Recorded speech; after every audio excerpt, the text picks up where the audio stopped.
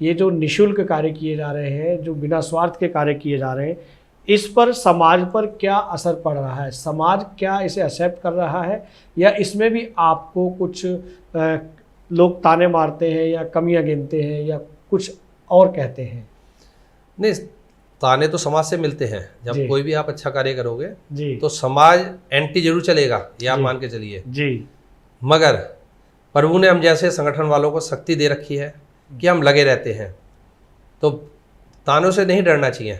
जी अगर आपको अच्छा कार्य करना, ताने तो साइड में छोड़ दीजिए जी और प्रभु के काम में लगे रहिए, जी जी। क्यों किसी किसी को मिलता है ऐसा सेवा करने का कार्य है। वाकई वाकई ये कहे कि प्रत्येक व्यक्ति नहीं कर सकता जी। कोई ये प्रत्येक- चाहे कि मैं चालू कर लूँ। जी अभी हमारे मौजपुर शमशान घाट के पास ही बहुत जनों ने चालू करी ऐसी सेवाएं।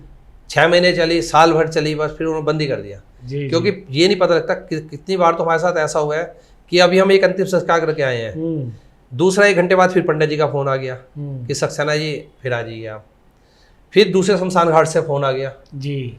तो अपना एक असूल है, हम शमशान घाट में जरूर जाते हैं। मैं जाऊँ या हमारे संगठन कोई भी मेंबर जाए, तो लोग भाई सोचते हैं हम तो अपना रोजगार भी नहीं कर सकते, मगर हम उस कार्य को पहले करेंगे और सब कार्य बाद में करेंगे। सक्सेना जी, आप ये कहना चाह रहे हैं कि एक तो गुमनाम अस्थियां जो रखी रहती है उनको लेकर जाते हैं, एक जो असहाय गरीब लोग होते हैं जो अस्थियों का खर्चा नहीं उठा पाते, उनकी अस्थि, उनकी जो शरीर की जो क्रिया है करने के लिए भी आप आर्थिक सहयोग करते हैं, शारीरिक सहयोग करते हैं?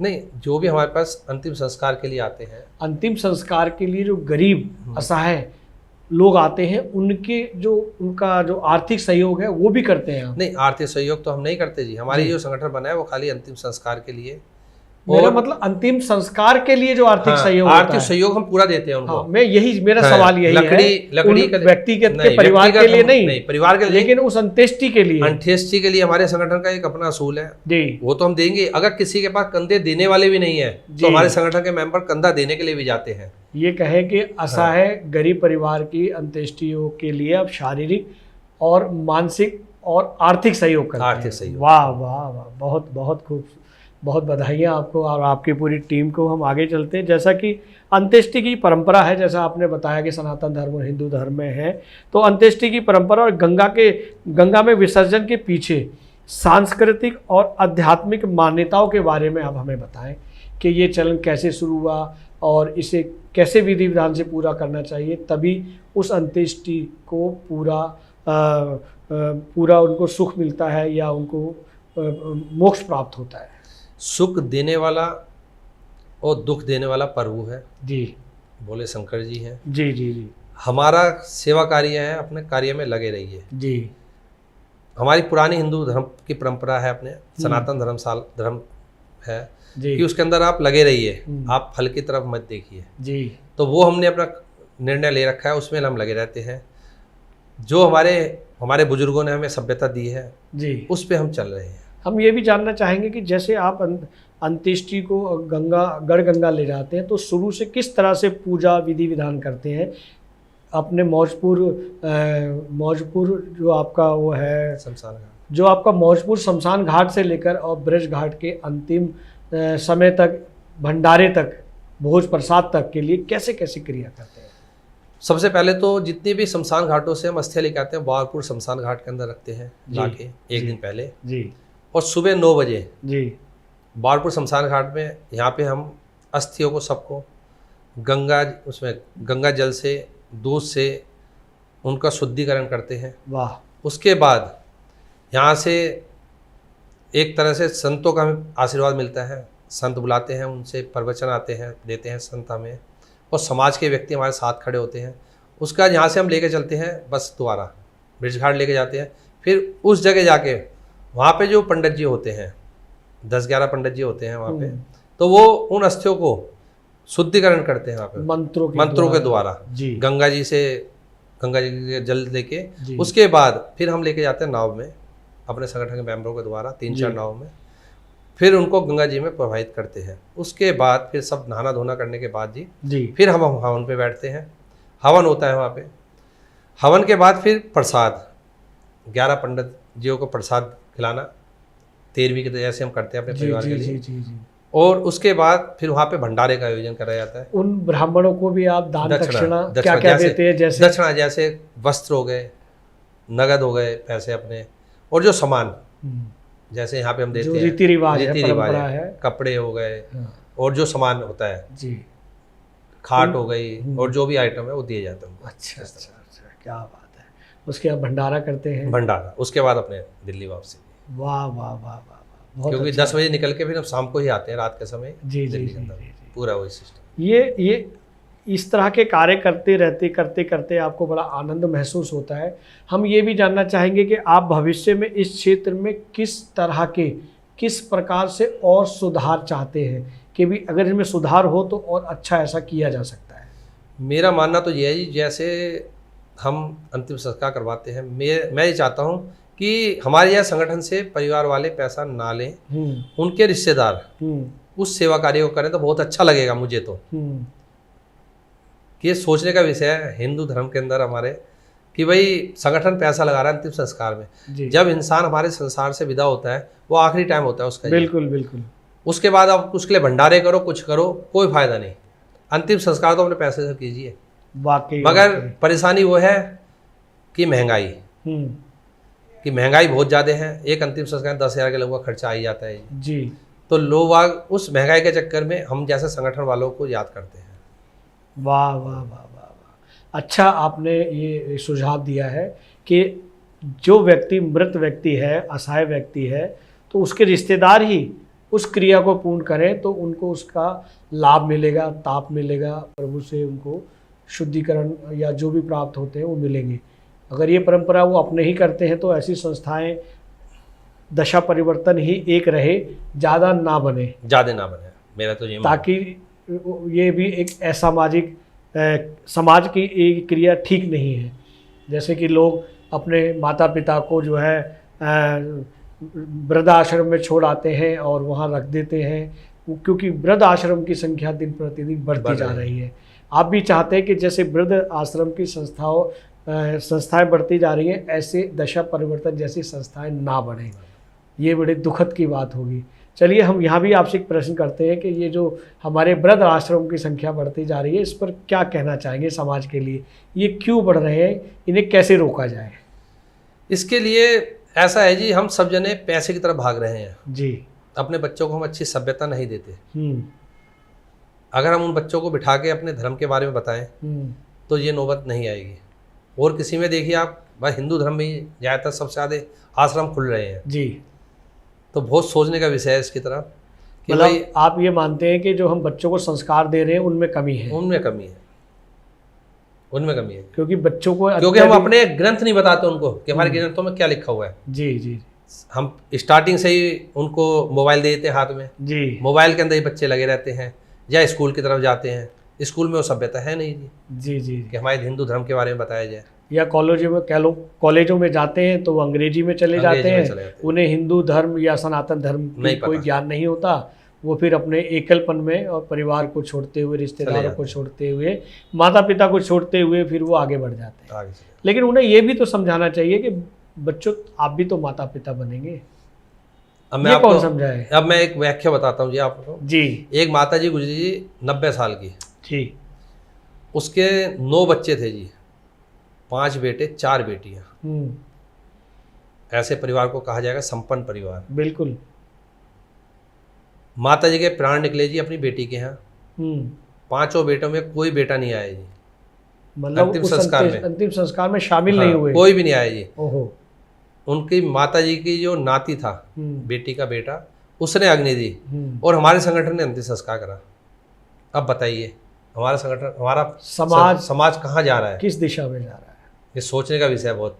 इस विषय में आप क्या कहना चाहेंगे हमारे दर्शकों को कि उनके साथ भी ऐसा ना हो, ऐसे क्या काम करें, क्या ना करें? मैं तो ये कहता हूँ जी कि हम अपने बच्चों को समझाएं कि बच्चों पहले परिवार है, परिवार की तरफ देखिए आप। परिवार के अलग बाहर भागोगे तो परेशान रहोगे। परिवार की सभ्यता लीजिए आप। बाहर जो भी है वो सब बेकार चीज़ें मिलती हैं मोबाइल के थ्रू हमें। तो हमारे ये है कि बच्चों को हिंदू धर्म के बारे में बताया जाए, अपने ग्रंथ बताए जाए कि ग्रंथों में ये चीज़ लिखी हुई है। बस यही मुझे कहना क्या आप सरकार से कुछ नहीं कहना चाहेंगे कि माँ बाप के साथ साथ में उनकी जो बेसिक शिक्षा होती है, उन बेसिक शिक्षा में भी हमारे जो पौराणिक आध्यात्मिक धार्मिक ग्रंथ हैं उन्हें उसमें जोड़ा जाए, ताकि बच्चे घर से ना सीख पाएँ तो हमारी किताबों से सीख सकें? नहीं, गवर्नमेंट को तो इस चीज़ के लिए देखना चाहिए कि हम जब स्कूल में पढ़ते थे हमें भी अकबर पढ़ाया गया, हुमायूं पढ़ाया गया, सही है जी। हमें अपने धर्म के बारे में नहीं पढ़ाया गया उस टाइम भी जी। लेकिन अब जो हमारी सरकार है वो सनातनी सरकार है, केंद्र सरकार जो है, तो उसमें आप हमारे चैनल के माध्यम से, ट्रू मीडिया पॉडकास्ट के माध्यम से हमारे प्रधानमंत्री जी को या राष्ट्रपति जी को क्या कहें ताकि ये दिशा या दशा ऐसे बदल जाती है वो बदले ना, हमारी संस्कृति में ही रहे? मैं तो इंडिया गवर्नमेंट से ये कहना चाहता हूँ कि जो हमारे किताबें हैं, कोर्स है हमारे बच्चों का, उसमें हिंदू सभ्यता के बारे में बताया जाए जी। जो मुगलों का लिखा हुआ है उसको हटाया जाए। ये है हमारी तो रिक्वेस्ट गवर्नमेंट से। वाह वाह, बहुत अच्छे। हम आगे बढ़ते हैं। एक और प्रश्न यकायक मेरे दिमाग में आ रहा है सक्सेना जी, कि जैसा आपने एक आध्यात्मिक के बारे में कहा कि सरकार से उसमें जोड़ा जाए, लेकिन एक ये भी देखा जाए कि हमारे जो हिंदी भाषी हैं या हिंदुस्तान है या सनातन में जो पति पत्नी के संबंध विच्छेद होते हैं, जिसे उर्दू में तलाक कहते हैं, वो हिंदी के शब्द में डिक्शनरी में है ही नहीं। उसके बावजूद भी वर्तमान में तलाक होने की जो घटनाएं दिन प्रतिदिन बढ़ती जा रही हैं, इस विषय में क्या कहेंगे? इसमें तो ये परिवार अपने बच्चों को अपने साथ नहीं बिठाता, मेन दिक्कत तो ये है। हम अपने बच्चों को, बहन बेटी को वो सभ्यता नहीं सिखा रहे कि परिवार एक है। पर आजकल शादी के बाद सब माँ बाप सोचते हैं कि हम अपने बच्चों को अलग कर दें, छोटा परिवार देखते हैं। क्या माँ बाप सोचते हैं? माँ बाप नहीं, बेटी के माँ बाप सोचते हैं या बेटे के माँ बाप सोचते हैं? बेटे वाला तो ये सोचता है कि हमारे घर में कोई अच्छी बहू आए, संस्कारी बहू आए, मगर अपने बच्चों को वो सभ्यता नहीं दी जाती। हम चाहते हैं हमारे घर में कोई अच्छी बहू आए, मगर हम अपनी बेटी को वो सभ्यता नहीं देना चाहते। वाह वाह वाह, बेटी हमें अपनी बेटी को पहले सभ्यता दें। क्या बात है कि आगे जाके जिस घर में जाओगे आप, उस घर के अंदर वो अपना परिवार समझना है। वो मम्मी पापा जो है सामने वाले, वो भी तुम्हारे दूसरे मम्मी पापा हैं, वो सास ससुर नहीं है, मम्मी पापा है। अगर छोटा भाई है, देवर है, उसको अपने भाई की तरह समझना है आपको। वाह वाह वाह वाह, तभी हम संयुक्त परिवार रह सकता है, तभी हमारे परिवारों में इस तरह के विघटन नहीं आएंगे। वाह, बहुत अच्छी बात है। हम आगे बढ़ते हैं सक्सेना जी। जैसा कि अपनी संस्था है, जिस संस्था से आप इतने अच्छे अच्छे कार्य करते हैं, आप समय समय पर पौधा रोपण करते हैं और पौधे वितरण भी करते हैं, इस विषय में भी हमारे दर्शकों को बताएं। ऐसा है जी, कोविड के समय हमारे जैसे संगठन थे, उन्होंने देखा है कि पौधे ना होने के कारण ही कोविड का स्वरूप बहुत बड़ा हो गया था। तो मैं चाहता हूँ अपने माँ बाप के नाम से एक एक पौधा तो जरूर लगाइए। वाह। जैसे नवरात्रों पे हम पौधे बांटने का कार्य हमारा संगठन करता है। कोविड के समय हमने देखा है शमशान घाटों में लाइन लगी हुई थी जी। मेरे पास फ़ोन आते थे सुबह के समय कि जी पैसों के लिए नहीं कहते, वो कहते जी हमें जगह की व्यवस्था करवा दीजिए, अंतिम संस्कार करवा दीजिए। अब पंडित जी से मैं रिक्वेस्ट करके उनसे कहता था कि जी इनकी अंतिम संस्कार करवा दो। जी जी जी। तो पौधा जरूरी है हमारे जीवन के लिए। वाकई बहुत अच्छी बात है। वाकई ही आप पर्यावरणविद हैं जो इस विषय में बहुत अच्छे से सोचते हैं और आपकी विचारधारा नेक है। जैसा कि आपकी संस्था चला रहे हैं, नेक कार्य कर रहे हैं, अगर कोई आपकी संस्था से जुड़ना चाहे या शामिल होना चाहे तो कैसे शामिल? अभी 2 साल से हमने मेंबरशिप खोली है जी। पहले हमने बंद कर रखी थी। तो कोई जुड़ना चाहता तो स्टार्टिंग में हम पहले साल हम 5,000 रुपये लेते हैं जी। उसके हर साल 1,000 रुपये सालाना लिया जाता है और उस पैसे को खाली हम 2 जगह ही लगाते हैं, एक अंतिम संस्कार में जी और एक अस्थि विसर्जन में, और हम किसी कार्य में उस पैसे को नहीं लगाते हैं। वाह वाह वाह वाह, ये भी आपका बहुत ही अतुलनीय कार्य है जो आप इतने लगातार आप करते हैं और अच्छा लगता है इन सब चीज़ों को देखते हुए, क्योंकि हम मीडिया वाले और मीडिया कर्मी सब तरफ नज़र रखते हैं। बहुत अच्छा कार्य कर रहे हैं। और एक जानकारी और लेना चाहेंगे कि लावारिस अंत्येष्टियों की देखभाल और विसर्जन के लिए संस्था के नज़रिए को और दृष्टिकोण को भी जानना चाहेंगे कि कैसे कैसे अंत्येष्टियाँ आए या लावारिस हों, उनको कैसे आप उसको संतुष्ट करते हैं कि लावारिस हैं, इनका विसर्जन होना चाहिए। ऐसा जी, जो लावारिस होती हैं उनको तो दिल्ली गवर्नमेंट, दिल्ली पुलिस, उनका अंतिम संस्कार वही करवाते हैं जी और वो इलेक्ट्रिक से होता है। जी। इलेक्ट्रिक के अंदर थोड़ी सी जगह के अंदर ही राख बनती है, उसको गवर्नमेंट ही अपने आप करवाती है जी। हम तो जो असहाय परिवार हैं, जो अपने माता पिता या अपने माता पिता की अंतिम संस्कार को तो करवाते हैं, मगर अस्थियाँ लेके नहीं जाते हैं ब्रिज घाट। जी जी। तो हम उन अस्थियों को लेके जाते हैं। तो क्या वो बाद में आके उन्हें ढूंढते होंगे, तो फिर कैसे पता लगता है कि उनके परिवारजनों की अंत्येष्टियों का? तो ऐसा जी, जो शमशान घाट के पंडित जी हैं उनके पास लिस्ट होती है। हर शमशान घाट पे 2 महीने 3 महीने तक का टाइम होता है कि आप अपने परिवार के मृतक की अस्थियाँ लेके जाइए। जब लेके नहीं जाते हैं तो वो हमारे यह संगठन को बताते हैं और हम उन अस्थियों को लेके जाते हैं। वाह वाह वाह। हम जानना चाहेंगे सक्सेना जी कि ये सब करते करते हुए आपको कई वर्ष हो गए और सैकड़ों लावारिस अस्थियों का आपने विसर्जन भी किया है। आपके भीतर की जो खुशी है, जो आत्मसंतुष्टि है आपकी, आपके परिवार की और संगठन के लोगों की, वो कैसे फील होती है? ये करके जब आते हैं तो आपको कैसा लगता है? क्या सुख महसूस होता है? क्या शुद्धिकरण महसूस होता है? मैं तो ये समझता हूँ जी कि भोले शंकर जी ने मुझे इस काबिल समझा और मुझे इस तरह का संगठन बनाने के लिए कहा जी, और प्रभु की कृपा रहती है और बहुत अच्छा लगता है मुझे और मेरे परिवार को भी, क्योंकि बिना परिवार के आप कुछ नहीं कर सकते और ये कार्य एकदम एक अलग तरह का है। अगर परिवार का सहयोग होगा ना, शमशान घाट नहीं जा सकते, लोग भागते हैं शमशान घाट के नाम से जी जी। परिवार का सहयोग होगा तो आप कर सकते हो। मेरे मम्मी पापा अब तो रहे नहीं संसार में, तो जब थे तो उनका बहुत ज़्यादा सहयोग मिला, मेरे परिवार का, बच्चों का बहुत ज़्यादा सहयोग मिला है जी मुझे इस कार्य के लिए। समाज में देखा गया है कि लोग अपने माता पिता के अस्थियों का तर्पण नहीं करते, लेकिन आप पूरे समाज का करते हैं, आसपास के लोगों का करते हैं, जिसकी संख्या दिन प्रतिदिन बढ़ती जा रही है।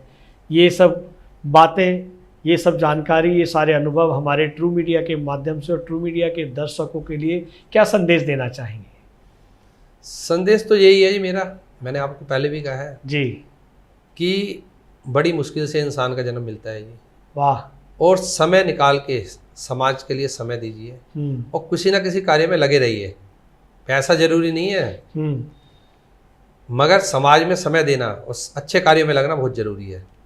और सबसे ज़्यादा ट्रू मीडिया का मैं आभारी हूँ कि उन्होंने मुझे यहाँ पे बुलाया और हमारे संगठन को सबसे ज़्यादा सहयोग जो मिला मीडिया का ही मिला है, क्योंकि गवर्नमेंट से भी चाहिए कुछ, समाज से भी हम पैसा नहीं लेते, अपने मेंबरों से ही लगे रहते हैं, मीडिया के थ्रू ही हम लगे रहते हैं हमेशा। बहुत अच्छा लगा विजय सक्सेना जी, आपने अपना बेशकीमती समय हमें ट्रू मीडिया के पॉडकास्ट के लिए बहुत धन्यवाद, बहुत शुक्रिया। सब मित्रों का शुक्रिया। ये वीडियो YouTube पर देख रहे हैं तो हमारे चैनल को सब्सक्राइब करें और बेल आइकन को दबाना ना भूलें। अगर आप Facebook पर ये वीडियो देख रहे हैं तो हमारे पेज को लाइक करें।